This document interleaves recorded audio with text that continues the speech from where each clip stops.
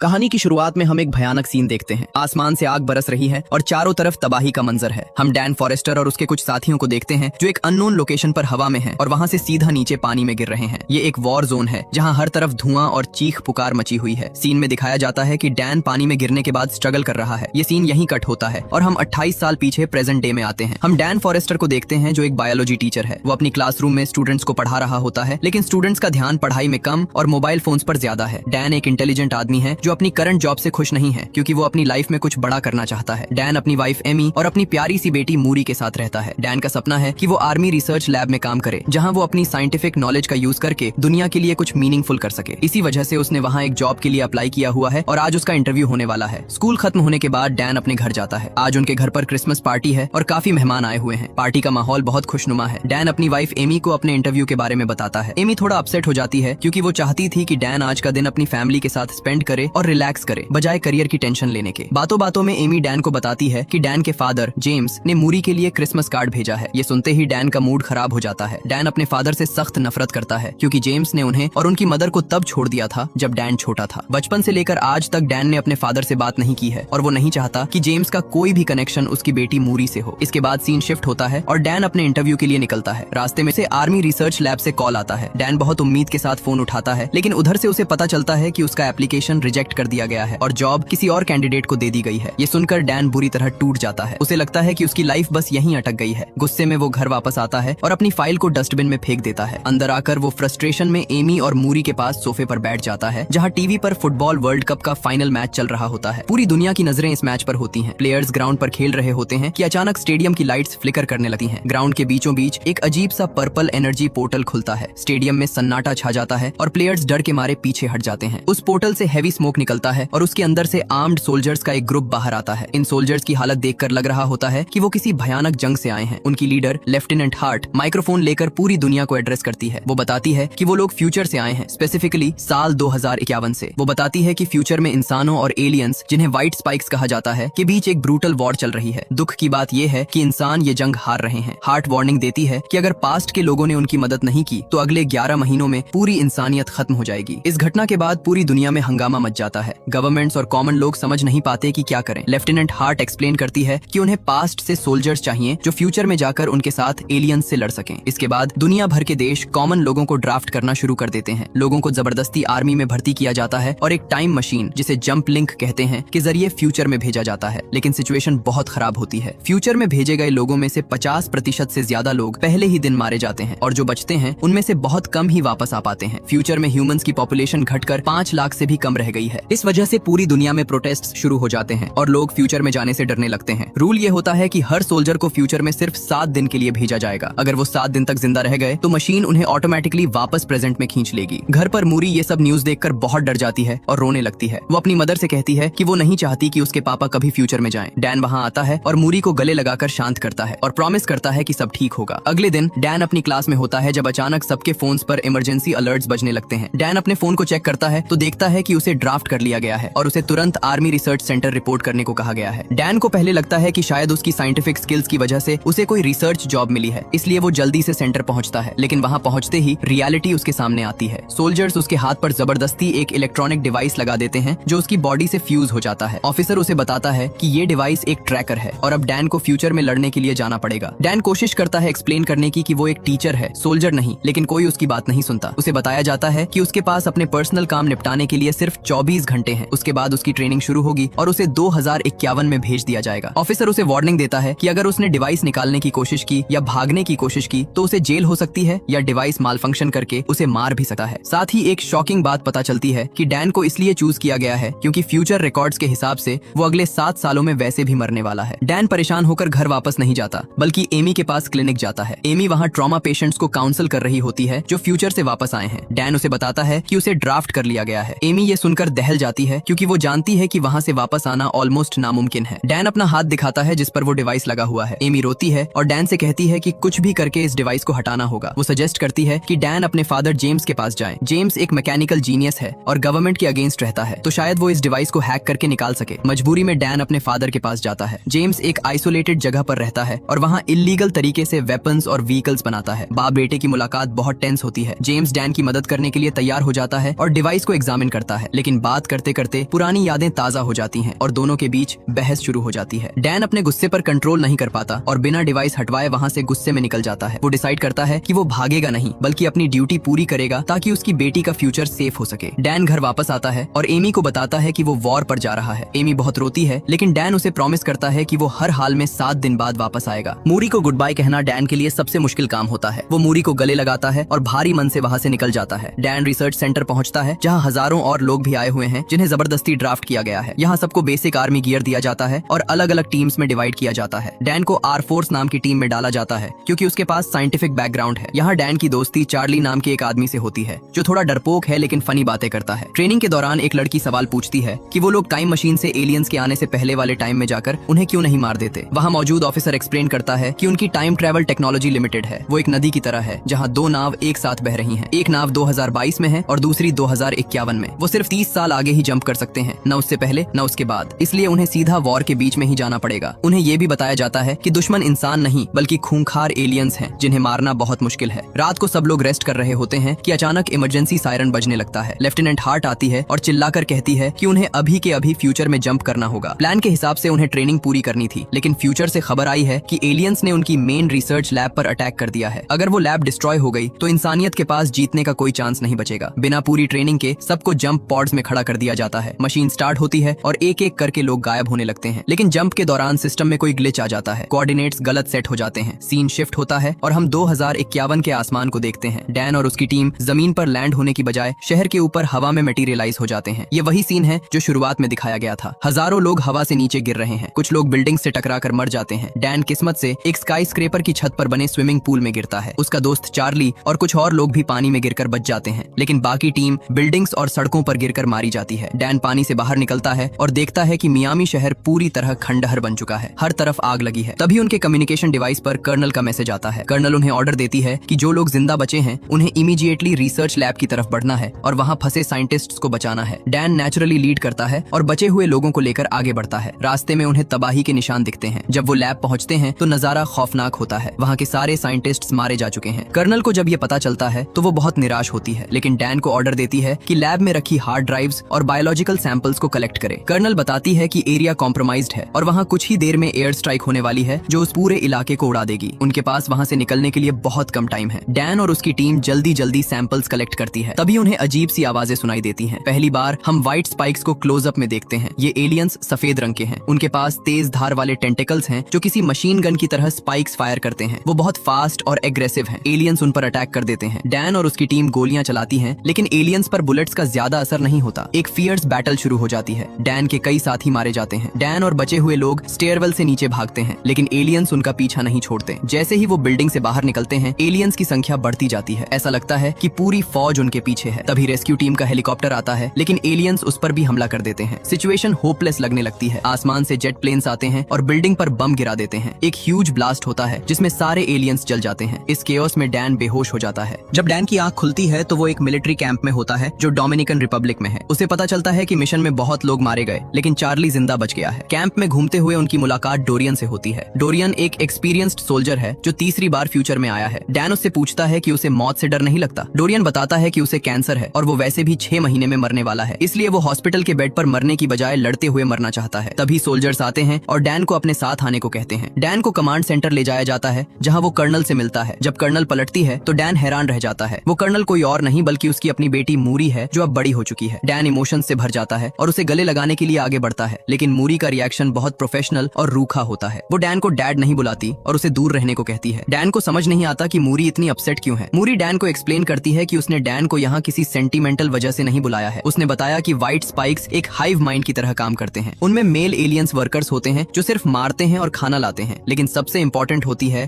Female queen. Queen जमीन के नीचे छुप कर रहती है और सिर्फ रिप्रोडक्शन करती है। मेल एलियंस अपनी क्वीन को प्रोटेक्ट करने के लिए अपनी जान भी दे सकते हैं। मूरी का प्लान है कि वो एक जिंदा फीमेल एलियन को पकड़े और उसका डीएनए लेकर एक ऐसा जहर बनाए जो उन एलियंस को जड़ से खत्म कर सके। अब तक जितने भी टॉक्सिन्स बनाए गए हैं वो फेल हो गए हैं क्योंकि उनके पास क्वीन का प्योर डीएनए नहीं था। डैन और मूरी स्पेशल फोर्सेस के साथ एक मिशन पर जाते हैं जहां उन्हें एक क्वीन की लोकेशन मिली है। प्लान ये है कि क्वीन को बेहोश करके कैप्चर किया जाए। वो एक गुफा के पास पहुंचते हैं। मूरी खुद नीचे जाकर क्वीन को ल्योर करती है जबकि डैन को ऊपर रहने का ऑर्डर दिया जाता है। लेकिन जैसे ही क्वीन बाहर आती है वो बहुत पावरफुल साबित होती है। वो चिल्लाती है और उसकी आवाज सुनकर मिलकर हजारों मेल एलियंस वहां आ जाते हैं। डैन अपनी बेटी को खतरे में देखकर ऑर्डर तोड़ता है और हेलीकॉप्टर से नीचे कूद जाता है। वो मूरी की जान बचाता है और मुश्किल से क्वीन को एक बड़े से केज में कैद कर लेते हैं। हेलीकॉप्टर केज को उठा लेता है, लेकिन एलियंस अभी भी अटैक कर रहे होते हैं। बड़ी मुश्किल से वो लोग बेस पर वापस आते हैं, जो समंदर के बीच एक ऑयल रिग पर बना है ताकि एलियंस वहां आ न सकें। सफर के दौरान मूरी डैन पर गुस्सा होती है कि उसने रिस्क क्यों लिया। बहस के दौरान मूरी रिवील करती है कि वो डैन से नाराज क्यों है। वो बताती है कि पास्ट में जब वो 12 साल की थी, डैन अपनी लाइफ से फ्रस्ट्रेट होकर फैमिली को छोड़कर चला गया था। उसने एमी और मूरी को अबंडन कर दिया था और फिर कुछ साल बाद एक कार एक्सीडेंट में मर गया था। ये सुनकर डैन को गहरा सदमा लगता है। उसे एहसास होता है कि उसने फ्यूचर में वही गलती की जो उसके फादर जेम्स ने की थी। डैन रोता है और मूरी से माफी मांगता है, लेकिन वो डिसाइड करता है कि वो अपना फ्यूचर बदल कर रहेगा। बेस पर पहुंचकर मूरी क्वीन का डीएनए लेती है और नई टॉक्सिन बनाने पर काम शुरू करती है। कंप्यूटर सिमुलेशंस चलाए जाते हैं। पहले कुछ अटेम्प्ट्स फेल होते हैं,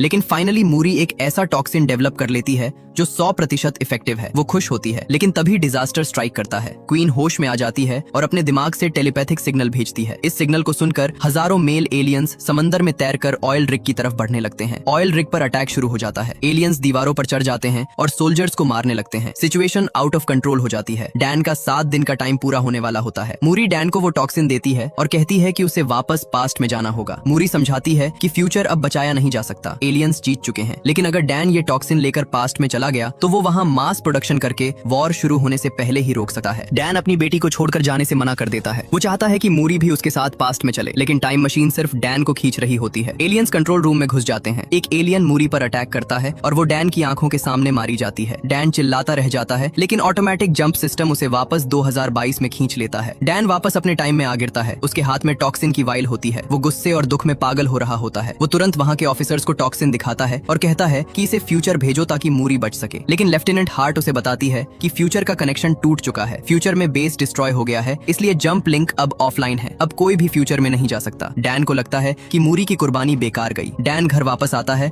और एमी को सब बताता है, मूरी के बारे में, अपनी डेथ के बारे में और टॉक्सिन के बारे में। डैन डिप्रेशन में जाने की बजाय एक्शन लेने का सोचता है। वो डिसाइड करता है कि वो एलियंस के आने का इंतजार नहीं करेगा, बल्कि उन्हें ढूंढ कर यहीं खत्म करेगा। डैन चार्ली और डोरियन के पास जाता है। डोरियन फ्यूचर से अपने साथ एक एलियन का पंजा लाया था। डैन और चार्ली उस क्लॉ को एग्जामिन करते हैं। उन्हें क्लॉ पर एक स्पेसिफिक तरह की वल्केनिक राख मिलती है। चार्ली अपने एक स्टूडेंट के पास जाता है जो ज्योग्राफी एक्सपर्ट है। वो स्टूडेंट बताता है कि ये ऐश मिलेनियम इरप्शन की है, जो सालों पहले चाइना और रशिया बॉर्डर के पास एक वोल्केनो से निकली थी। यहाँ डैन एक थ्योरी बनाता है कि एलियंस 2051 में आसमान से नहीं टपके थे, बल्कि वो हजारों सालों से धरती पर ही थे, बर्फ के नीचे दबे हुए। ग्लोबल वार्मिंग की वजह से बर्फ पिघली और वो बाहर निकल आए। इसका मतलब एलियंस अभी भी रशिया में बर्फ के नीचे सो रहे हैं। डैन ये बात गवर्नमेंट को बताता है, लेकिन कोई उस पर यकीन नहीं करता, क्योंकि रशिया में इन्वेस्टिगेशन करना पॉलिटिकली डेंजरस है। डैन हार नहीं मानता। वो वापस अपने फादर जेम्स के पास जाता है। इस बार वो अपने ईगो को साइड में रखता है और जेम्स से मदद मांगता है। जेम्स के पास अपना प्लेन है। जब जेम्स को पता चलता है कि उसकी पोती ने दुनिया को बचाने के लिए अपनी जान दी, तो वो तुरंत मदद करने को तैयार हो जाता है। डैन, जेम्स, चार्ली और डोरियन चारों मिलकर बिना परमिशन के रशिया के लिए निकल पड़ते हैं। वो उस ग्लेशियर पर पहुंचते हैं जहां सिग्नल्स मिल रहे थे। वहां उन्हें बर्फ के नीचे कुछ अजीब स्ट्रक्चर्स दिखते हैं। वो एक्सप्लोसिव से बर्फ में छेद करते हैं और रस्सी से नीचे उतरते हैं। नीचे उन्हें एक मैसिव एलियन स्पेसशिप दिखता है जो हजारों साल पहले क्रैश हुआ था। वो शिप के अंदर जाते हैं। माहौल बहुत डरावना है। वहाँ हजारों एलियंस ट्रांसपेरेंट पॉड्स में सो रहे हैं। उन्हें समझ आता है कि ये शायद एलियंस का कार्गो शिप था जो यहाँ गिर गया था। डैन डिसाइड करता है कि वो हर पॉड में टॉक्सिन इंजेक्ट करके उन्हें नींद में ही मार देंगे। वो ऐसा ही करते हैं और कई एलियंस को मार देते हैं, लेकिन गलती से एक एलियन जाग जाता है और शोर मचा देता है। देखते ही देखते